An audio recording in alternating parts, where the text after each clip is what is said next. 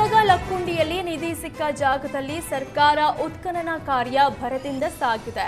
14 ದಿನದಿಂದ ನಡೆಯುತ್ತಿರುವ ಶೋಧದಲ್ಲಿ ಸ್ವಾಮಿ ವಿವೇಕಾನಂದ ಪ್ರಾಥಮಿಕ ಶಾಲೆ ಮಕ್ಕಳು ಧೂಳಿನ ಸಮಸ್ಯೆಯಿಂದ ಬಳಲುತ್ತಿದ್ದಾರೆ.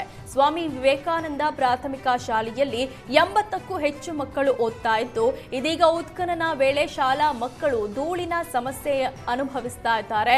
ಮಣ್ಣಿನ ಧೂಳಿನಿಂದಾಗಿ ಕೆಲ ಮಕ್ಕಳು ಅಸ್ವಸ್ಥಗೊಂಡಿದ್ದಕ್ಕೆ ಪೋಷಕರಲ್ಲಿ ಆತಂಕ ಹೆಚ್ಚಾಗಿದೆ. ಮಕ್ಕಳಿಗೆ ತೊಂದರೆ ಆಗ್ತಿದೆ. ಉತ್ಖನನ ಜಾಗಕ್ಕೆ ನೀರು ಸಿಂಪಡಿಸಲು ಶಿಕ್ಷಕರು ಮನವಿ ಮಾಡಿದ್ರು. ಶಿಕ್ಷಕರ ಮನವಿ ಬಳಿಕ ಉತ್ಖನನ ಜಾಗಕ್ಕೆ ನೀರು ಸಿಂಪಡಿಸಲಾಗಿದೆ. ಶಿಕಾರಿಪುರ ತಾಲೂಕು ಚಿಕ್ಕಜಂಬೂರು ಗ್ರಾಮ ಪಂಚಾಯಿತಿಯ ವಿಎ 1 ಲಕ್ಷ ಲಂಚ ಸ್ವೀಕರಿಸುವಾಗ ಲೋಕಾಯುಕ್ತ ಅಧಿಕಾರಿಗಳ ಬಲೆಗೆ ಬಿದ್ದಿದ್ದಾರೆ. ವಿಲ್ ಮಾಡಿದ್ದ ಆಸ್ತಿಯನ್ನ ವಿಭಾಗ ಪತ್ರ ಮಾಡಿಕೊಡಲು ಗ್ರಾಮ ಪಂಚಾಯಿತಿ ವಿಎ ವಿಠಲ್ ಕೋಲ್ಹಾರ ಜಕ್ರಿಯಾ ಅನ್ನೋರಿಂದ 1 ಲಕ್ಷ ಸ್ವೀಕರಿಸ್ತಾ ಇದ್ರು.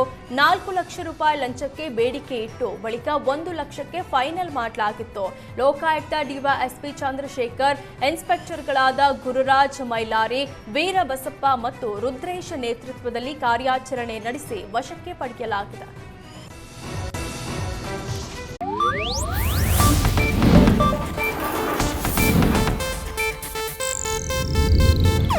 ಇದು ಏಷ್ಯಾನೆಟ್ ನ್ಯೂಸ್ ನೆಟ್ವರ್ಕ್ ಪ್ರಸ್ತುತಿ.